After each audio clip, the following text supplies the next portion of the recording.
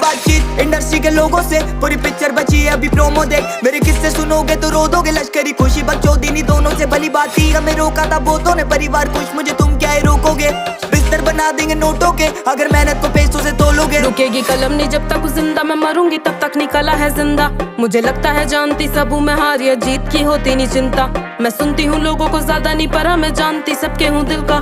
मेरे होते पड़ोसी अमीर जो पैसा या बातें बनाने से मिलता, लो आदत डाल मैं रुकू ये होगा नहीं सोचा नहीं किसी ने, करूंगी सब पैसों से लाखों का भरूंगी पेट में। मुझे नहीं कमाना भरने को घर, पहले भी बोला है मकसद नहीं है मेरा कमाना पैसा या कमाना फेम। फर्क है मुझे बदलनी है दुनिया और तुम्हें बदलने हैं घर, करने से बातें हो जाती हैं ताजा वो याद।